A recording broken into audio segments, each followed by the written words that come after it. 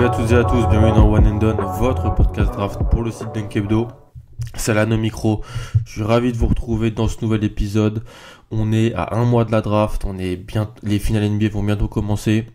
On est dans la meilleure période de l'année en NBA et en termes de draft. Et je pense que voilà, il est temps de mettre le bleu de chauffe. On avait fait un épisode il y a 2 semaines à peu près avec Ben du podcast Dunk Hebdo que je salue sur les conséquences de la loterie. Il y a une mock draft qui est sortie entre temps. D'ailleurs, je voulais vous remercier pour les super retours que j'ai eu sur la mock draft, les pics 1 à 30 que j'avais un petit peu détaillé, tous les échanges, beaucoup plus de gens qui me follow maintenant sur Twitter. Donc ça fait vraiment super plaisir, c'est vraiment génial. Je vous remercie et c'est que le début, ça a vraiment continué. Et dans ce nouvel épisode, cet épisode 17, vous avez pu le voir sur le titre, on va parler des deux intérieurs de Gonzaga, Rui Hachimura, Brandon Clarke. On va aussi parler de Grant Williams, le joueur de Tennessee. Mais avant ça, on va commencer avec un petit point sur la situation de RJ Hampton et la classe de recrutement de 2019. C'est sorti dans les news dans ce mardi au moment où j'enregistre. RJ Hampton, donc un lycéen texan, meneur de jeu, un des meilleurs joueurs de la classe de 2020, qui avait réussi à être reclassifié dans la classe de 2019, à l'instar d'un Marvin Bagley il y a 2 ans par exemple, a choisi d'aller jouer à l'étranger, en Australie, plutôt que de jouer à Texas Tech, Kansas ou Memphis. Alors, c'est une question extrêmement intéressante, parce que, et je vais être honnête avec vous, et mes compères du podcast Dunk Hebdo, Pierre, donc Roll, Ben et Tom le savent, c'est mon domaine d'études universitaires, la formation des athlètes américains en termes de football américain et basket. C'est sur quoi je travaille, et surtout les athlètes afro-américains. C'est sur quoi je travaille, c'est sur quoi j'écris en ce moment un document universitaire, un mémoire, et donc c'est vraiment quelque chose qui m'intéresse et qui fait que j'ai pas mal d'avis et de background sur ce sujet.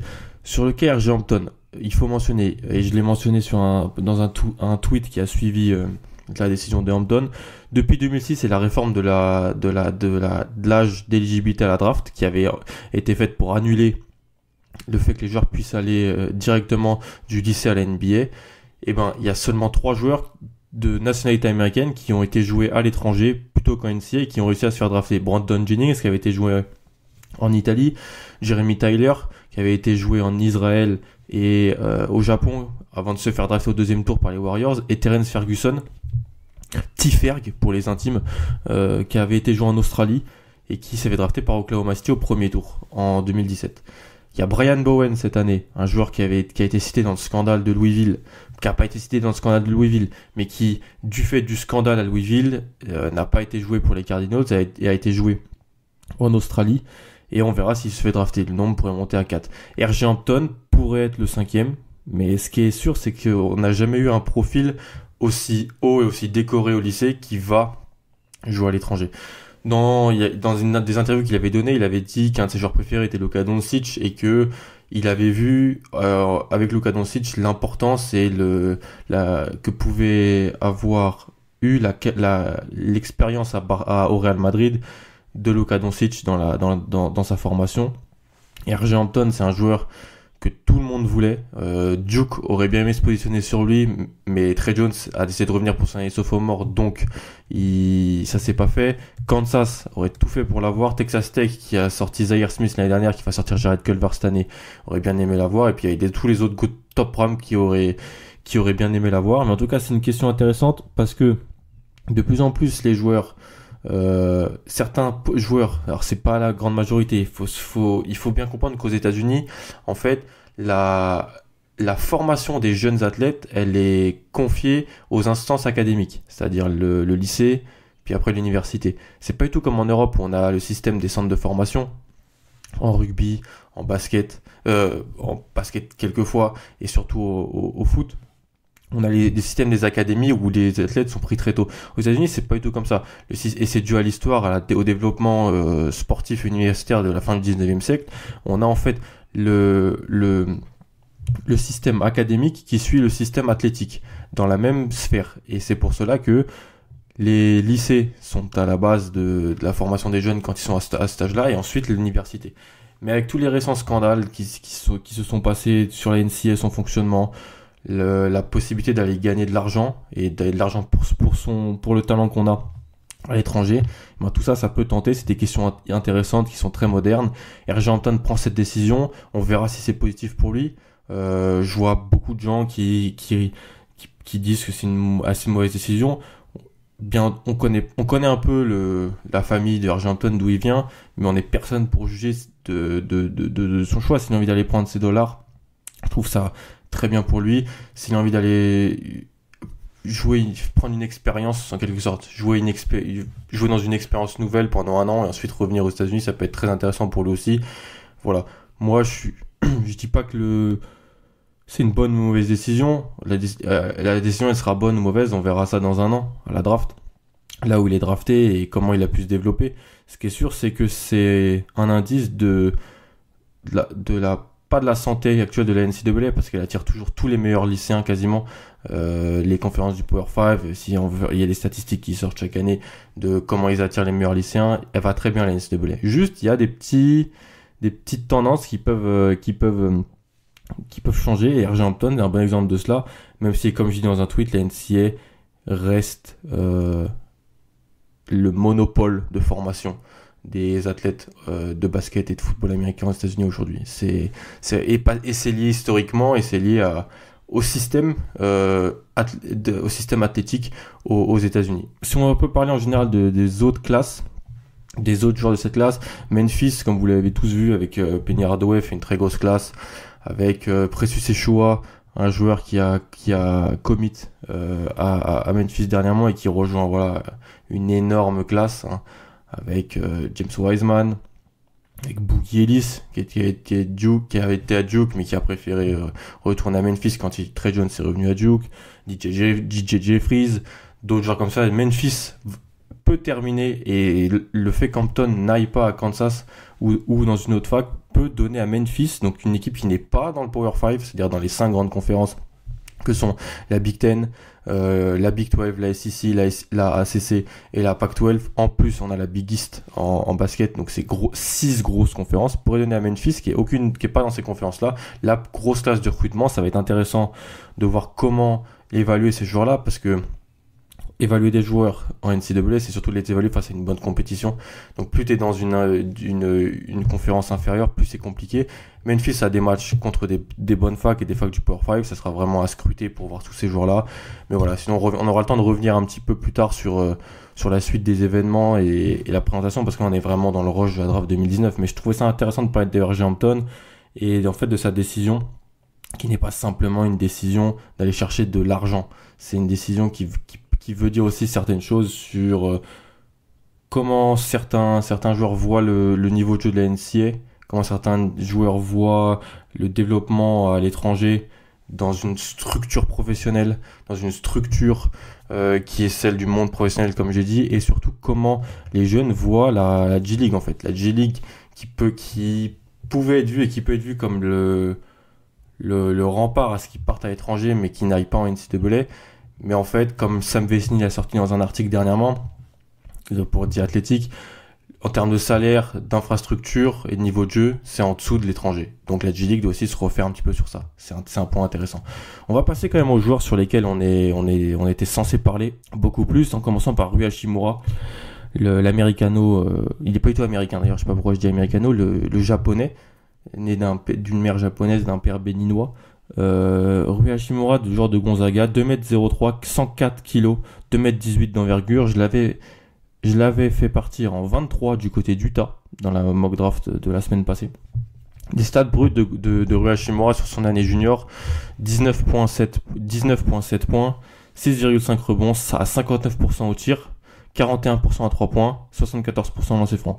Il prenait plus de 12,5 tirs par match, donc le 59% c'est sur 12,5 tirs.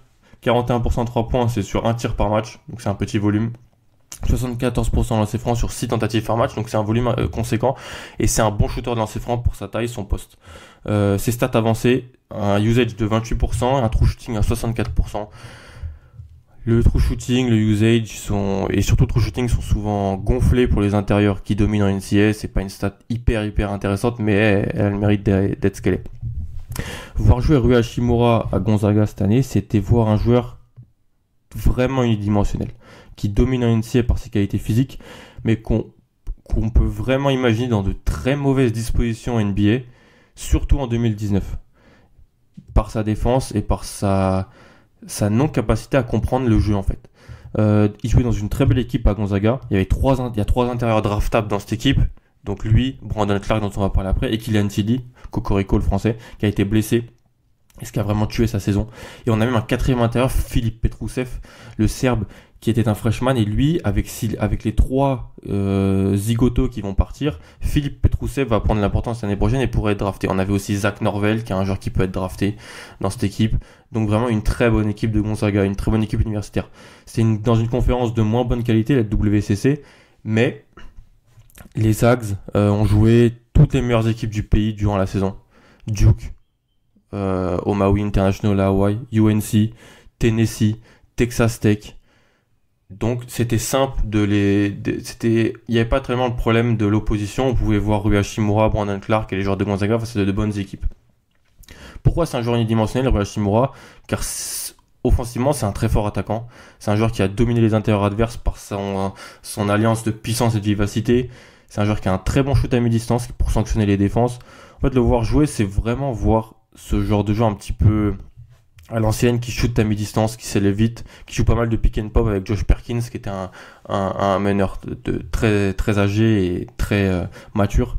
Il a une mécanique bonne, il est bien compact, un super bel arrondi sur son shoot et des pourcentages, comme il dit, qui sont solides et qui en font un attaquant solide. À part le shoot, il est assez intéressant en mouvement. Il prend vite de la vitesse, il est assez explosif. On peut en fait regretter le manque de capacité de passe des autres grandes Gonzaga, surtout Brandon Clark. Quand il jouait avec Kylian Tilly sur petit temps de jeu, ça allait mieux pour lui.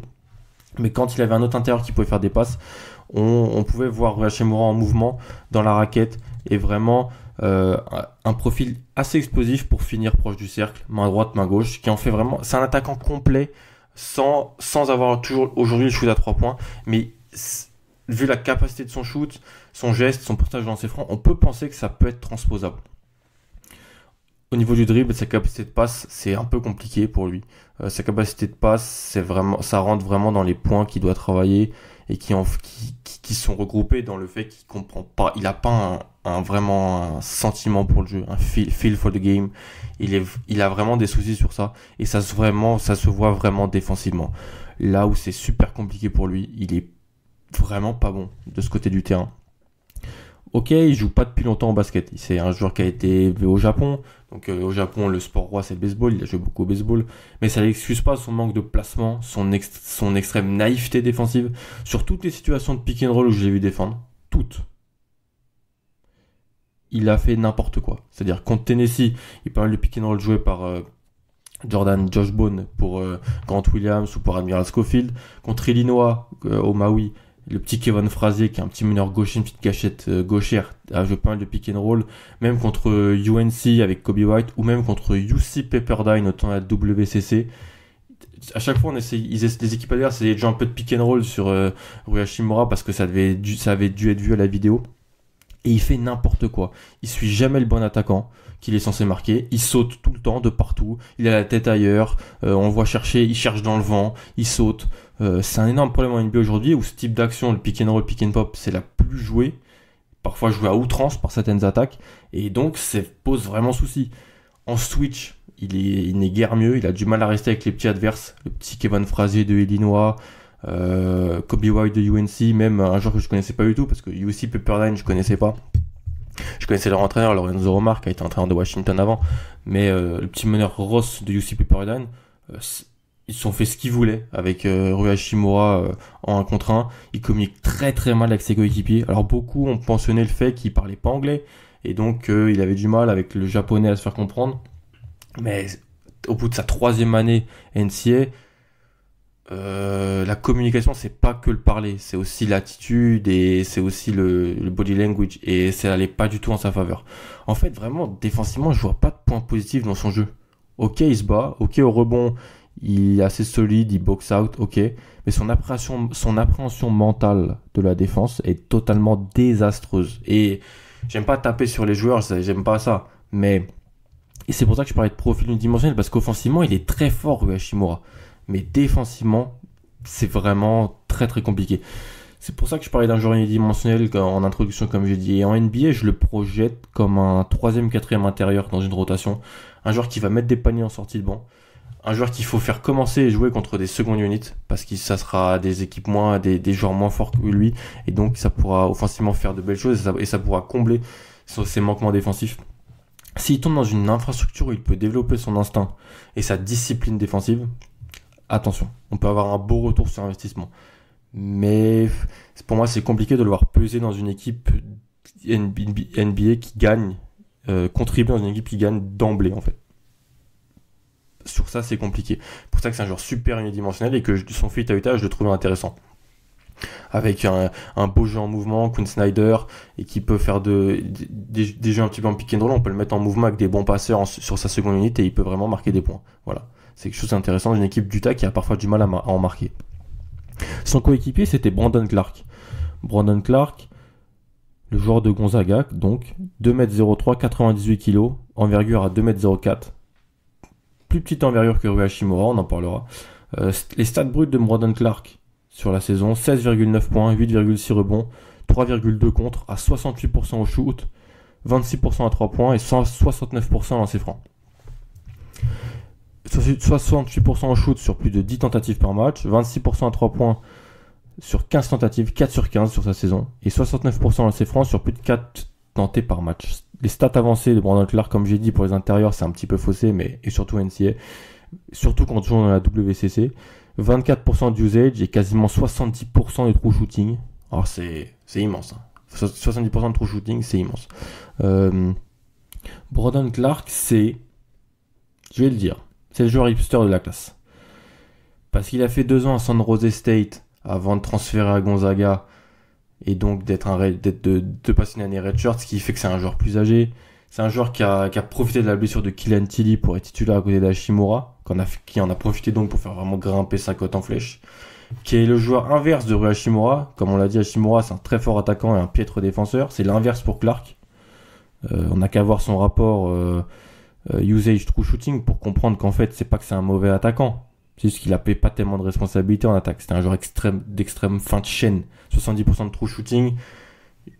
On peut pas me dire que c'est digne d'un excellent attaquant. C'est des stats mirobolantes, mais ça veut dire quelque chose aussi. Ça veut dire qu'on lui demandait pas de prendre des tirs compliqués, de créer et compagnie. Et c'est vraiment un joueur de fin de chaîne. Comme Hachimura pouvait l'être, parce qu'en fait, Mark Few et Gonzaga avaient vraiment de bons schémas pour mettre en avant les intérieurs. Donc ça, les deux peuvent être vus comme joueur un petit peu de fin de chaîne. Mais Brandon Clark, c'est encore plus. Si on part sur Brandon Clark, on parle en premier de son profil de défenseur. C'est un excellent défenseur. Franchement, c'est un excellent défenseur. Excellent timing, des capacités athlétiques de haute voltige. Il a tué le combine. Il a fracassé le combine et beaucoup disent que derrière Zion, c'est lui le 2e meilleur athlète de la draft. Quand on voit sur les switches, il peut rester avec les meilleurs ailiers, les meilleurs guards de tout le pays. R.J. Barrett, Kevin Frazier d'Illinois, qui est pas du tout un des meilleurs meneurs du pays. Hein. Mais Kevin Frazier, c'est un joueur d'Illinois. Et Illinois est une équipe du Power 5 qui a joué Gonzaga. Illinois a un peu de mal dans la Big Ten, mais Kevin Frazier est un très bon joueur. Jalen Noel de Washington aussi, qui est un joueur qui va se présenter à la draft et qui risque d'être drafté. À chaque fois, Brandon Clark, il arrive à rester avec eux, il les défend parfaitement. Et il compense son manque d'envergure. Il a une envergure quasiment celle de sa taille, par un timing parfait. Le timing de Brandon Clark est toujours parfait. Il est jamais à contre-temps et il arrive toujours à être un solide protecteur de cercle, malgré sa taille, malgré son envergure. C'est un bon rebondeur. C'est un vrai élément défensif, pouvant faire preuve de versatilité, défendre plusieurs positions. Joueur parfait en fait. Joueur que les coachs vont adorer en NBA aujourd'hui pour son aspect défensif et son potentiel défensif. Après, à 2m03, 98 kg, il peut pas jouer 5 sur un temps de jeu conséquent en NBA. Donc il faudrait qu'il joue 4. Le problème, c'est qu'il n'a pas le jeu offensif pour jouer 4. Et son jeu offensif rend sa projection au poste 4 vraiment complexe. Juste une petite note sur sa défense encore. Excellent défenseur sur pick and roll. Vraiment, il y a peu d'équipes qui ont joué NCAA, mais face à Illinois par exemple, qui en joué beaucoup avec Brett Underwood, le coach, il a super bien défendu le pick and roll. Contre UNC, il a très bien défendu le pick and roll aussi. Donc vraiment, capacité de lecture, c'est l'inverse de Rui Hachimura. Super capacité de lecture, très bon travail des pieds. il sait où se placer, il sait voilà ce qui va se passer un peu avant, donc c'est vraiment très bon pour lui sur ce plan-là. Offensivement, Brandon Clark pour avoir lu sur lui avant son arrivée pour comprendre un peu son arrivée à Gonzaga, son jeu offensif c'était proche du néant. Son shoot à San Jose State, il faut aller voir les images, était aussi moche que mauvais. Il dominait physiquement dans une conférence de troisième zone. Et en fait, à Gonzaga, il a progressé. Il a progressé avec un changement de mécanique au tir qui fait qu'il est passé de 55% à 69% de ses francs. Donc un bond de 14 points, ce qui est énorme. Ce qui est un super bon signe pour lui. Et il a aussi une meilleure confiance en lui, une meilleure confiance dans son shoot. C'est toujours un joueur de fin de chaîne, tout de même, parce qu'il a un dribble très compliqué. Il perd beaucoup de ballons quand il met le ballon au sol pour éliminer son vis-à-vis. Il perd le ballon, il dribble les yeux sur le ballon, donc les yeux vers le bas, donc il n'arrive pas à voir trop autour de lui. C'est vraiment un joueur de fin de chaîne, comme je dis. Et les scouts, en fait, qui le font partir très haut, dans certaines mock drafts, il est top 10, top 5. Pour moi, c'est assez haut pour lui, en fait. Les scouts qui le font partir là parient sur un développement de son shoot, qui ferait de lui, en fait, un énorme défenseur capable d'apporter du spacing et du shoot au poste 4. Il a pris 24 tirs à 3 points en 98 matchs en NCAA. Bon, il en a pris 15 l'année dernière, donc il y a une progression. Mais ça reste pas du tout un shooter. Sa mécanique est pas encore exceptionnelle. Alors, s'il travaille, qu'il développe le shoot, ok, ouais, il pourra devenir un joueur hyper intéressant, un poste 4, défenseur sur multiples positions et qui peut sanctionner et apporter et pas tuer ton spacing.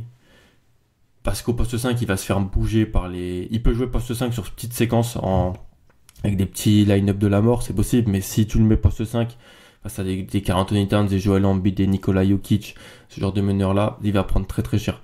Et donc ça reste un joueur... Oui, c'est compliqué parce qu'en plus il est de 97, Brandon Clark, donc c'est pas un joueur tout jeune. Il faut savoir que les joueurs freshman qui se font drafter cette année sont de fin 99 ou 2000, donc il est plus âgé. Bref, c'est un peu compliqué. C'est un joueur que je prendrais si jamais je le fais partir à Boston dans la mock draft avec le 3e pick. Voilà, c'est une équipe, si j'ai besoin d'un role player, un joueur en sortie de banc qui est là pour défendre sur petit temps de jeu, et que j'ai un coach qui peut améliorer son shoot, par exemple aux Spurs, avec le coach des Spurs, ils ont un coach shooter très fort, voilà, ça pourrait être très bien pour lui. Mais c'est un joueur que j'ai du mal à faire partir en loterie, voilà. Les deux joueurs de Gonzaga, je les ai pas en loterie. Voilà, c'est deux joueurs que je ne vais pas faire partir en loterie, mais que je fais partir au premier tour, je pense. Voilà. On va finir avec Grant Williams, joueur de Tennessee. J'ai pris beaucoup de plaisir à l'évaluer, Grant Williams. 2m01, 107 kg, 2m11 d'envergure. On est en fait dans cet épisode avec un petit peu des postes 4, small ball 5, ce genre de joueurs-là, qu'on aurait appelé tweener un peu avant, mais qui peuvent être intéressants dans le jeu moderne. Et évaluer Grant Williams, déjà, c'était le voir face à plein de superbes oppositions pour lui. Cette année, on a pu le voir contre plein de futurs joueurs NBA, plein de profils variés. Donc face à Gonzaga, où il a eu des possessions face à Brandon Clark ou à Shimura, face à Kentucky, 3 fois. On a pu voir face à PJ Washington, un joueur que j'ai top 10 dans cette draft. Contre Kansas aussi, en début d'année, où il a pu jouer contre Derrick Lawson, Udoka Azubuike, qui sont vraiment des intérieurs plus grands que lui, plus grands, plus costauds. Donc on pouvait voir comment il faisait défensivement face à ces joueurs-là. Face à LSU, on aurait aimé le voir face à Nasrid, mais à cause des fautes de Nasrid, pas trop d'opposition, donc merci Nasrid. Et puis contre Florida, Louisville, Arkansas, Georgia avec Nick Claxton, Arkansas Daniel Gafford. Il y avait plein de moments où on a pu voir Grant Williams qui jouait à l'intérieur du côté Tennessee face à des intérieurs de tout profils différents. C'était parfait pour le projeter. Ses stats brutes cette année en NCAA, 18,8 points, 7,5 rebonds, 3,2 passes, 56% au shoot, 32% à 3 points, 82% lancés francs. 56% au tir sur plus de 11 tentatives par match. Il prenait plus de 1 tir à 3 points par match, donc pour 32%, et quasiment plus de 7 tentatives par match au lancer franc pour 82%. C'est un très bon shooter dans lancer franc et c'est vraiment quelque chose d'important dans la projection de son tir. 26% de usage, 64% de true shooting. Vraiment, Grant Williams, c'est un joueur qui a marqué l'histoire du programme de Tennessee. Et en fait, Grant Williams, cet intérieur fuyant. C'est un intérieur fuyant qui a dominé à Tennessee par sa science du jeu. Il avait eu des propositions pour aller dans des facs de la Ivy League. Donc c'est quelque chose d'intéressant. Et par une opposition souvent plus faible et moins physique que lui. C'est un joueur très physique, Grant Williams. Rick Barnes à Tennessee, depuis qu'il est arrivé, il a vraiment mis l'accent sur la musculation et le développement physique du corps de ses joueurs, donc c'est très intéressant. Le jeu de Tennessee, c'était un jeu moderne. Vraiment, j'ai pris plaisir à regarder Tennessee, jeu moderne, où il y avait beaucoup, ça jouait souvent avec 3 guards, donc Josh Bone, Lamonte Turner, Michael Bowden, et 2 grands ailiers, Admiral Schofield et Grant Williams. Un jeu moderne, petit, fait de shooter. On peut le dire vraiment un line-up de la mort en NCAA. Quand les 5 joueurs étaient ensemble, Bone, Turner, Bowden, Schofield, Williams, Tennessee était extrêmement dur à prendre. Ça shootait, ça drivait, ça défendait fort, très très fort. Et donc de ce fait, Williams il jouait avec des shooters, mais il devait aussi avoir un rôle majeur défensivement dans la protection de cercle, dans le rebond et dans la défense face à des grands adversaires. Alors que lui il fait 2m01. Il fait 107 kg, c'est un beau bébé, mais 2m01. C'est à l'intérieur donc undersize, mais défensivement, il tient et fait excellente figure du fait de sa science du jeu. Il box out parfaitement au rebond, il est bas sur ses jambes. Il arrive à bien baisser son centre de gravité, ce qui fait c'est un rebondeur solide face à des joueurs plus grands, avec quasiment 20% de rebond offensif quand il est sur le terrain. C'est énorme cette stat. Il a une envergure intéressante à 2,11 qu'il fait dominer face aux intérieurs moyens universitaires, mais aussi avoir de belles séquences face à des intérieurs très solides. Dedrick Lawson, qui est le joueur de Kansas, qui est un joueur assez lent, a souvent été cueilli par Williams, qui, du fait de son envergure, a pu rattraper son manque de taille par rapport à Dedrick Lawson. Sa défense dans l'espace, elle est un peu plus délicate et un peu surcotée. Il n'a pas un déplacement de pied exceptionnel, il est un peu lourd parfois. Donc sur pick and roll, il est vite mis en difficulté. PJ Washington, Rui Hachimura, 2 joueurs qui jouaient pas mal de pick and pop, ont mis en difficulté Grant Williams par séquence. Il a aussi eu du mal sur certains ailiers plus petits quand il devait switcher. Je pense à Zach Norvell, le shooter gaucher de Gonzaga, Tyler Hero, le shooter de Kentucky. Il avait vraiment du mal à rester avec eux, donc en fait il reste des choses à améliorer dans son jeu défensif, mais c'est normal.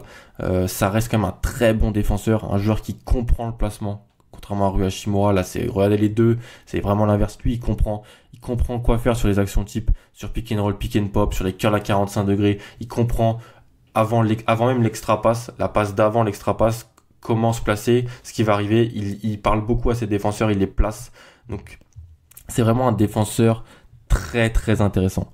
Du côté offensif, j'ai un peu de mal avec la transposition de son jeu en NBA.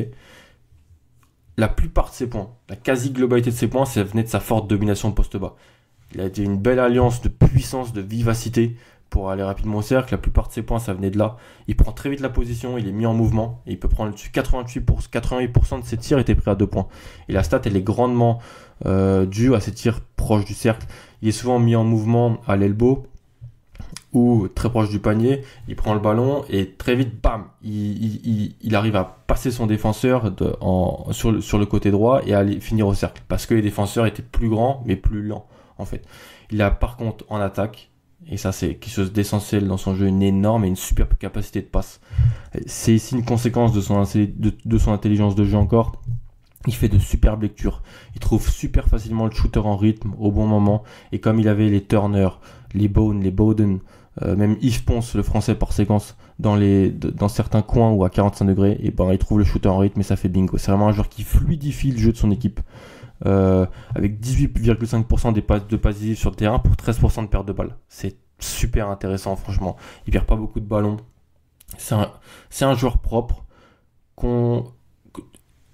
que j'aime bien, que je vois un petit peu galérer, comme j'ai dit, offensivement avec la transposition de ce jeu, parce qu'en fait, j'ai vraiment du mal avec son tir. La clé sera le tir. La clé sera le tir pour lui. Il prend quelques shoots sur pick and pop, mais pas assez. C'est un joueur qui a 29% en carrière NCAA à 3 points sur plus de 100 tirs tentés. En fait, pour peser, il faut qu'il arrive à prendre ses tirs, à pas les refuser. Il refuse pas mal de tirs sur pick and pop. Il refuse pas mal de tirs à 45 degrés. Il faut qu'il le prenne. Sinon, il pénalisera le spacing de son équipe. Et ainsi, voilà, il pourra jouer des minutes importantes. Le shoot à 3 points, c'est la clé pour lui, vraiment. La shoot à 3 points, c'est la clé pour tout le monde en NBA et pour tout prospect. Mais pour lui, c'est vraiment intéressant. C'est pas vraiment qu'il faut qu'il l'améliore. C'est qu'il faut qu'il l'améliore, mais surtout qu'il n'hésite pas à les prendre. Il faut qu'il shoot à 3 points. Qu'il n'ait pas peur de ça. Et s'il le fait, là, il pourra être le joueur que j'ai mis à Philadelphie, en 24e position du premier tour. Un joueur qui va sortir du banc, qui va fluidifier le jeu de son équipe, qui va défendre et qui va être un playmaker sur certaines types d'actions, un joueur qui peut finir au cercle, un joueur qui peut défendre. Un joueur très intéressant, un joueur 3e année, donc un junior, et qui est vraiment un joueur pour une équipe qui a besoin d'un profil, d'un joueur qui peut jouer tout de suite. Si on arrive à débloquer cette faculté mentale chez Grant Williams, de prendre ses tirs à 3 points, de ne pas les refuser, ça peut faire mal. Et là, ça peut être très intéressant. Je pense qu'on a fini pour cet épisode assez long. Donc Rui Hachimura, Brandon Clark, Grant Williams, des joueurs que j'ai aux alentours entre 20 et 25 dans la dernière mock draft que j'ai sortie.